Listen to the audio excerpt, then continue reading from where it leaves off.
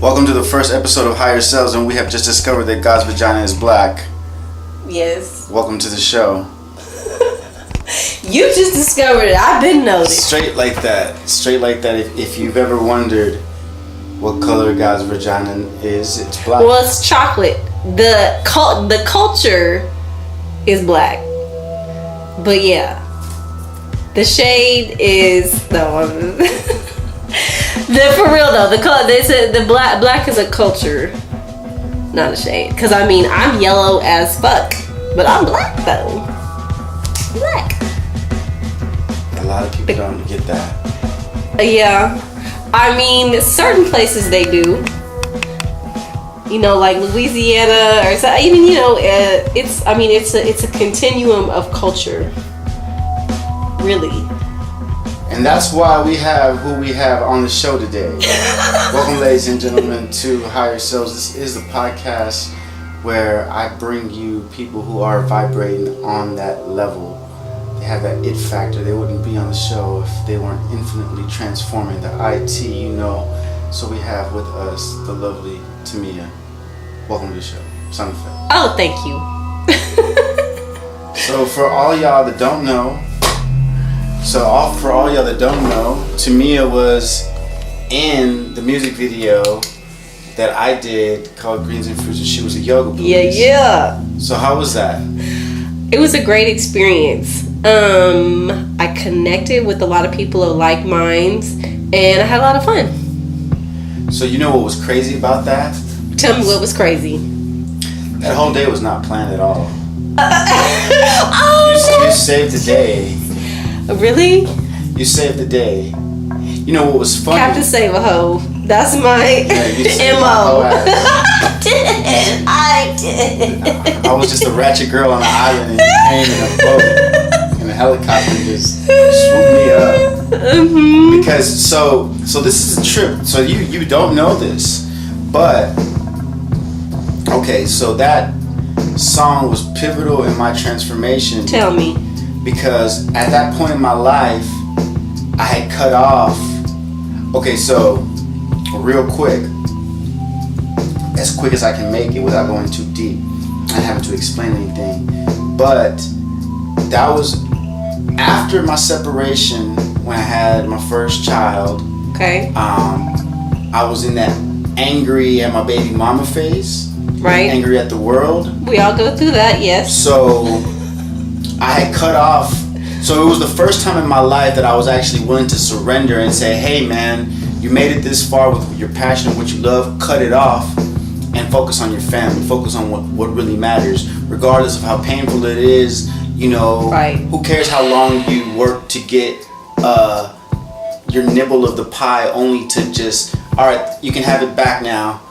I actually don't want the whole slice or the whole pie or the whole pie. I'm gonna walk away and go tend to this real life situation. So it was the first time that I actually was learning to enjoy life without pursuing or chasing something of my own, and just surrendering to like whatever God wanted to put in front of me. And that was my first time coming out of my shell in this newfound, awareness of myself. Like, from going from being in the rap scene, talking about drugs, out hustling, who can be more braggadocious, that culture, to now I want to rap about my experience with drinking juice and doing yoga. Even though, so it was my first time doing music for fun again. Right. As opposed to for a career. Just to be happy. So it wasn't like I did that with any motive other than I just need to do music to make myself happy, just to, forgive myself and say, hey, you may not be doing that as a career necessarily, but you love to do music, so do it for that sake. And what was crazy about it was that the people that I wanted, like, that I kind of like had my heart set on being in that video, didn't show up. Yeah, it didn't show up. Right? But the people who you needed did show up. So shout out to AC for making a lot of the casting happen, because if it wasn't for him, and what's crazy is because that's the last person that I would think would pull out all these like people in the healing community. Right? AC's got connections. So, but it was cool. In all corners. And you know what's crazy is because AC and I used to be really good friends in high school. And we stopped being friends because he went to New York. You didn't have to stop being friends just because he moved. So, and the thing was, I had got away from my journey, and that's another thing too. That I had come to this point in my life where I had told myself, what if I never would have went down this downward spiral, and what if I actually kept connected with all the people who I always wanted to be connected with? Like, what if that happened? What would my life look like? And when you put that into the universe, that actually happens. You know, I stopped singing "Woe is me." Why did I have to hang out with these people for so many years? Why did I have to be manipulated? Like, I stopped writing that story and I started accepting. Well, what if the people that you didn't want out of your life actually came back in? What would that look like? It's okay to at least want to know what it would look like. And then here we are today. So here we are today. So with you on the show, because I was just like, damn, like you say, it worked out the way it needed to work out. Right. I remember I showed up late as hell too. And like all this stuff, like my GPS on my phone stopped working or my phone died or something. And I ended up just finding the place by using my inner, like, yes, my intuition completely. Okay. I remember, it was a very, you know, there was a lot of magic involved in that day.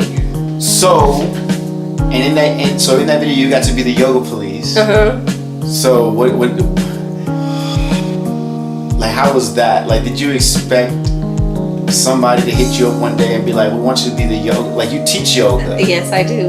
So, what did you think about that falling across your lap? Like, somebody wants me to be in a yoga video? Yeah. I was just like, yeah. I mean, AC, he pulled me into. I'm one of the ones that AC pulled in. And so I was just like, yeah, it sounds like a good opportunity. It sounds like fun. So I went.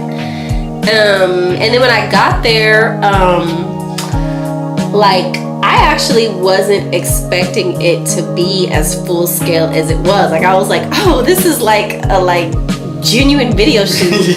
You know? Makeup artist and everything. I got my makeup done. You know, and the dude had one of them big ass video cameras that, you know, does the still moving movement type. I don't know how to explain, but anyway. Yeah, so I was just like, okay, like, you know, this is dope. So, and then like, I feel like it was a way for me to share my gifts with other people.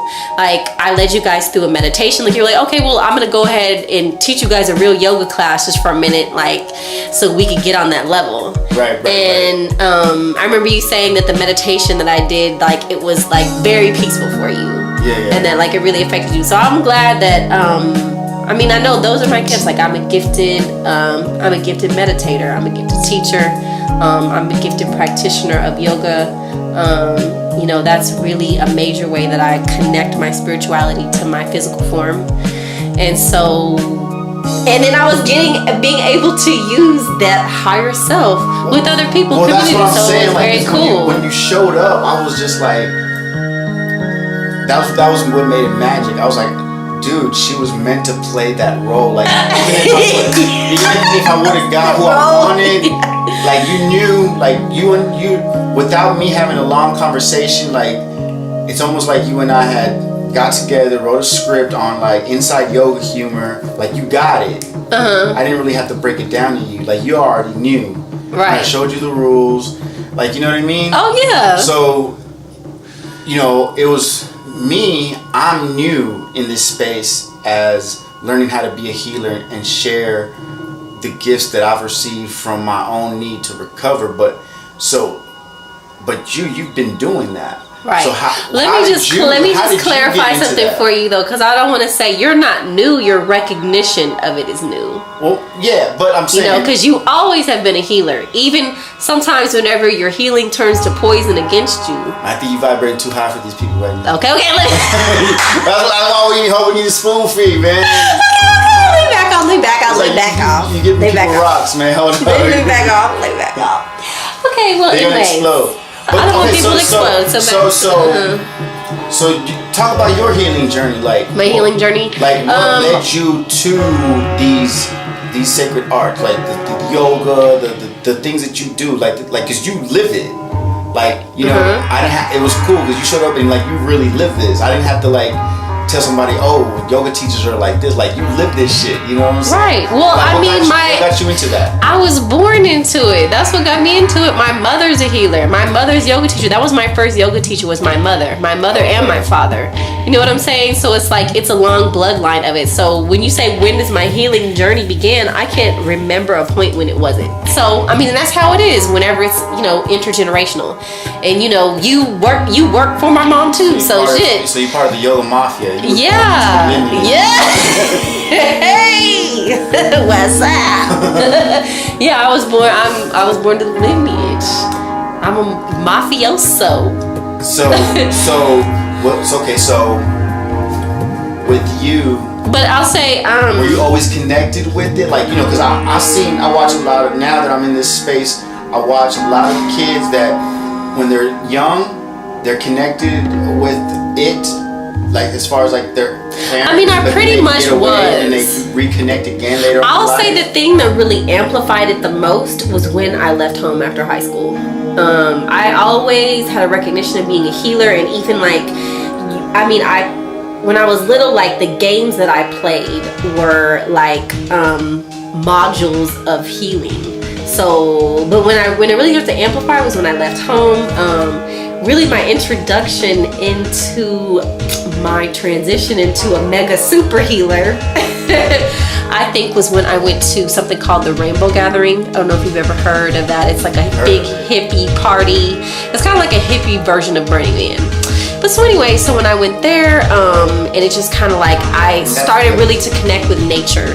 And that's what made a really profound impact on my life. Like, I mean, there was like a 10-year period where I was just constantly traveling and just living my best life. Like, there was times I like lived for like 3 months out in the eco community. I like rode a horse across Guatemala and Mexico for like 6 months, and you know, just so you went raw as can go. Yeah, to the fullest. So you went to go get your water at the bottom of a hill. Oh yeah, canteen.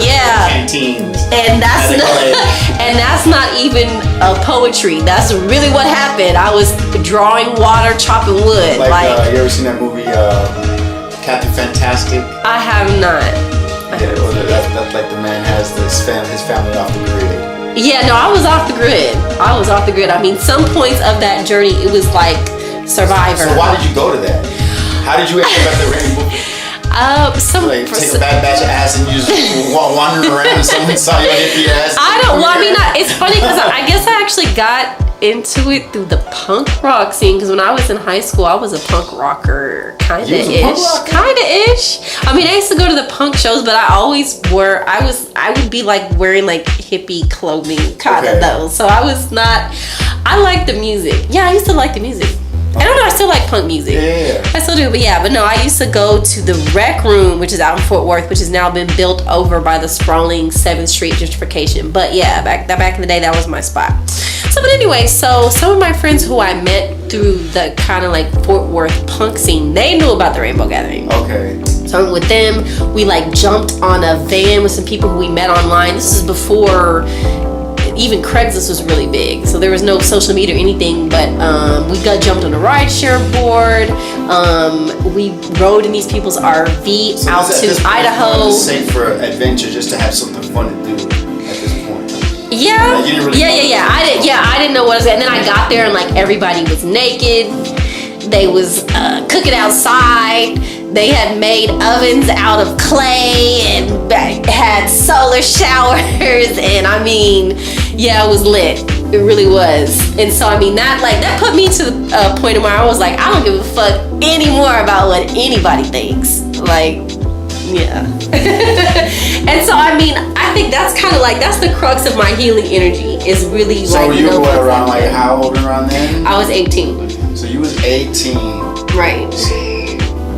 That's a good way to start at 18. right? Rainbow Festival. So you was there experiencing living off the grid, and that's what really got you in tune with nature and wanted you to. Yeah. That made you want to follow that that itch of Yeah, but I mean, but even before that though, I mean, my mom was like teaching. My mom became a yoga teacher when I was 12 years old. So like I had started doing yoga at the age of 12.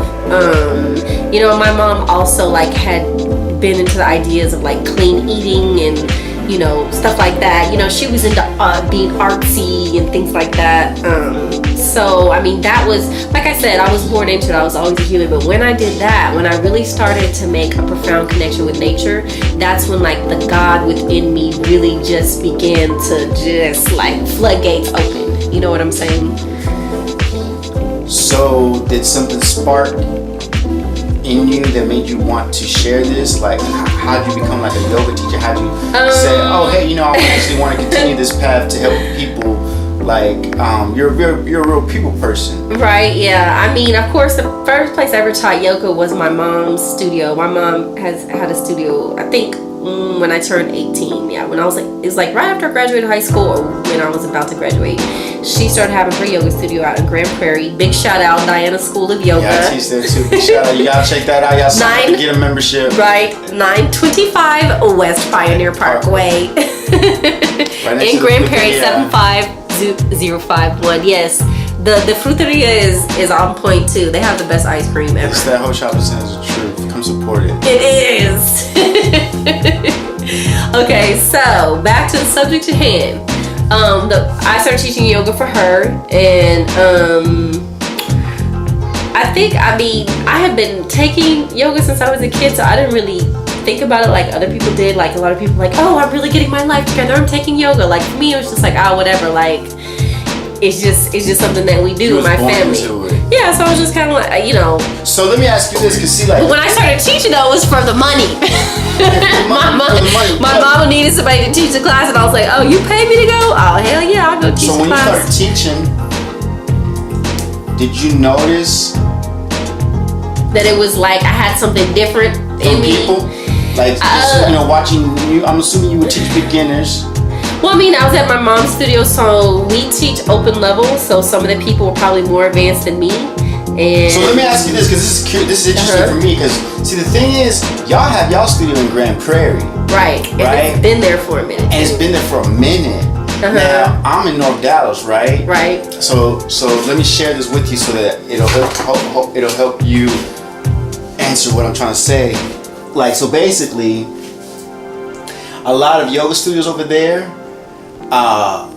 it's funny because everyone preaches about everyone needs yoga. It's all about the Lululemon over there. Exactly. Right. And they always preach about taking it to the communities that need it, but don't ever really do it, or don't ever hire people from those communities to teach it at their studios. Right. You see what I'm saying? Oh yeah. But see, that's never been an issue. You've always been in the community that these people that are super westernizing yoga, the gentrifiers of yoga. The gentrifiers of yoga. They doing their thing. I mean, that's what they came here to do, was to colonize it. You know what I'm saying? Colonize us. Because that was my. See, I didn't. My first experience with yoga was in those Equinox Lululemon classes. It wasn't in a place like I wish my first introduction to yoga was at a place like Diana's. Right. Because that's the reason why I made my song, was because I went. Oh, wow. You see, I went to these yoga studios and I'm like, damn, I feel left out. I feel like I'm the only little ghetto little motherfucker in here, right, with all these people with money who are worried about if they're doing the pose right, looking in the mirror. I'm like, this shit is whack. So I made that song out of that frustration of like, well, what would it look like if if all my friends were into this stuff? So that's interesting, because you've always been in that community, and your mom's always been serving that community. So right. What's your experience? Because we've always just kind of stood alone. So see, that's the thing, because most yoga studios over there in the north or in the gentrified, they're always like, how come we can't get people of color to come to our studio, right? So yeah, I'm winding you up. So talk about that. Okay, well, I mean, do you think that, because because I'm in the hip hop is green thing, and I'm trying to get more people that aren't used to coming to a yoga studio. Like my friend, she let me sub at Pan African. and she said that she doesn't promote it as yoga because they wouldn't come, and she just told me that she had her own issues with getting people to come. Right. You know what I'm saying? Like me too. Like all my family, they're like, oh, I'm too fat, or I'm not flexible. I'm like, dude, who gave you that concept? So talk about that. So you never dealt with that. You always had the community come to you. Yeah, I want to know about that. Okay. I mean, well, my mom herself, she is a plump and beautiful black woman, you know, so she didn't ever fit into that yoga stereotype, but nobody could ever touch her skill though. Like, even though they might want to try to have something to say, because she doesn't fit the traditional body type or any of that from yoga, but you know, she's on point. I mean, I could pull out the list of teachers, but of her teachers that she's gone to, but you know, I'm not gonna stunt like that. So, but you know, I mean, and that goes back to it too, like when you're saying like how it's like being a healer, how I want to share with people. It's like my mom is really the person who really has never given a good goddamn what anybody thought, that she was just gonna do what she felt was true, you know. Which and so people might have tried to discourage. Yes, people might have tried to discourage her from becoming a yoga teacher, especially being a bigger bodied woman. People always, I mean, well now 2018, people are kind of catching on that thick is beautiful, but you know, 5 years ago, 10 years ago especially, you know, that wasn't necessarily the case. And so, but she, again, and if you ask her what made her do it, she's not gonna know. That's just natural to how she is. You know, that is who she is. She's not putting on a show. She's not trying to be that strong or that brave. That's just who she motherfucking is. And, you know, so when people come to her studio, they get that from her. And then once they come there, they don't want to go anywhere else. Because she brings her own specific flavor. And that's how she's been in business for 18 years. Never had a business before or anything. And our family's not traditionally business owners. So, I mean, if you know, like, that's really something. To be the first one in your family to really be about, you know, business owner and come out and have your shit there for 18 years in Grand Prairie. Hell yeah. My mom is mom.com. Yeah. No, okay. I totally respect that. And I totally love the vibe there, and I totally, like, you know, thought all those same things. One thing that I've always said and shared with people in conversation is that art gets points across better than words, because art comes from the heart. And some people are of the opinion that the heart is the true third eye, and the heart lets you see the truth better than anything. So we're back. We got a seasoned, you know, born into the spiritual mafia, you know, kind of person over here, and then you got the newbie over here who just got crossed in just not too long ago, a couple years ago, you know what I'm saying? I'm kind of late in the game, but as I've been told, I've always been a healer in a different kind of way. And we have, so, something that I learned in my meditation, in my overpriced, gentrified meditation training. Okay. was that, so your voice is a form of sound therapy. So your voice vibrates with a certain tone of truth, because it's coming from you, because it's coming from your voice, from your soul, from your mind, from your heart. So the fact that you are saying your poem, it resonates with that much more good medicine for people. So y'all's eardrums right now, if they're dirty, I need y'all to clean them out, because y'all are about to be showered with this high dose of a poem. And you know, she's going to share this sacred. Here we go. The sacred message. The sacred blessing. So much preamble, but you like to hear it. Here it go. Eyes barely creaked open, yet I could see the movement at the bottom of the ocean, where the unknown and the undocumented are all that's known, and where day is night and opposites atone and oppose their own. Your love always came with the promise that one day you would lie, cheat, steal, and leave without a second thought. Yet I dove in naked like a child and dug my hands into the rift of a door that is barely creaked open, and the door is you as a man, and your heart is the ocean, your vision. Only God knows why I made this decision, though I know full well it was a feeling. It was just a feeling. It was a feeling magnetic to touch softly the lips of a child, infinite, born as a grown man. And thus I began to receive the strings of a healing delicacy, pulling on the tightly wound wounds of legacy, harsh and unmentioned illness. And from then I began to find words to speak, for I also had pieces of this unmentionable illness, and I just wanted to overcome everything that had ever been done to slave masters, almond-skinned sons. Let me say that again, because I just wanted to overcome everything that had ever been done to slave masters, almond-skinned sons, and for their mothers colored the depth of the ocean.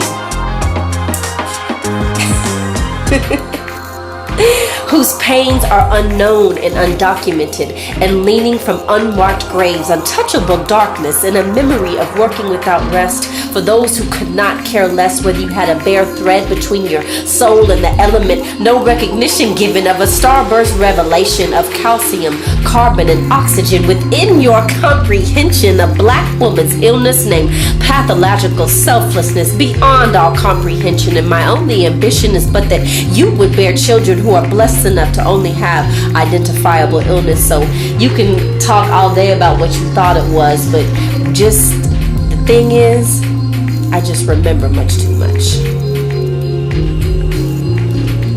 I don't know if I'm ever going to come out of this coma. You are done. But if I ever do, I don't know if I ever stop saying wow. I mean, if y'all knew how this podcast just went down, y'all wouldn't believe it. You don't understand all the tricks and everything she's doing, like nothing, like just makes it look so easy. So there it is, y'all. This is Higher Selves. You just got nourished by the spiritual doctor right here, and to bring healing to the entire audience. So let me go on ahead and read this next poem. See what I start? See? Pull out that semi-automatic. Right? Stop. Until the batteries run out. Okay. Now, this one I am not as familiar with. It's new, so y'all listeners are really getting the cuttiest of the shit. And it's something, yes, the intimate experience. And also lend me your patience, because I'm still getting familiar with this poem as well. But here we go. You like to hear it? Here it go. And that's my son here, Charles Blue. He's also part of this podcast with his fat self. He was born 3/29/18. Ooh, yes. Fresh on the scene. He's fresh on the scene with the gangsta lean. And he's giving his presence and his energy right now. Okay, come here, baby. Come here. I see. Y'all wanna know how gangsta I am? I'm finna breastfeed and perform this poem and be on the podcast. Y'all can't faze me. I only mess with the mafia. I only mess with it if it's real. Don't give it to me if it isn't real. Right? But here we go. Some children run out into the street, naked after Thanksgiving, chased by mothers wielding weapons, fresh gunshot wounds in their stomach, drunk on the delusion that their child is their assailant. This naked child keeps running, perhaps in space and time, but definitely in their mind. They never know the solace of stillness. Well, not never, but unlikely they become the chief of realness in this multi-trillion-dollar business called healing.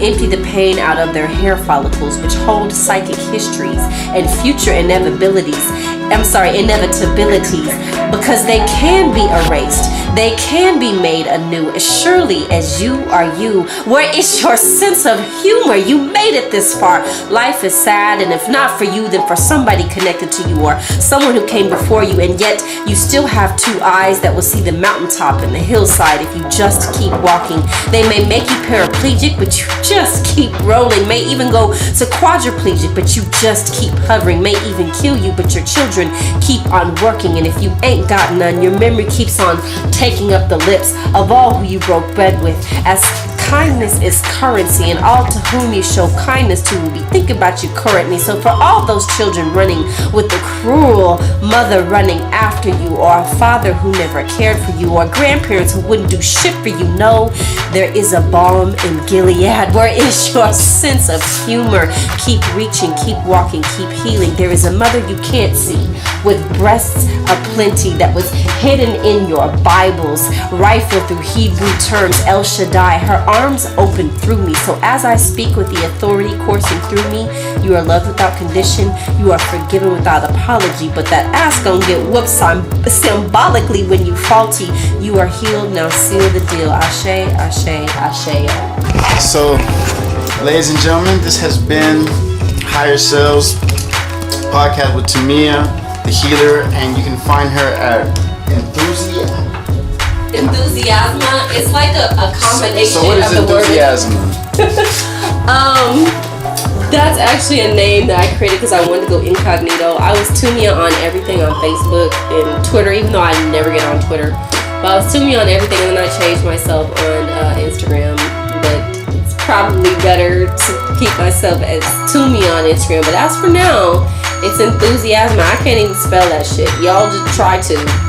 It's like we're getting her caught up to how to promote her social media, and that's the dope part. You don't tell your followers, you figure it out. Oh, okay. But actually, she's that cool, so you might actually go ahead and do that. Okay, well, no, let me not be like that. Okay, so this is how you spell it. It's ENTHUSIASTHMATTACK. Enthusiasm attack.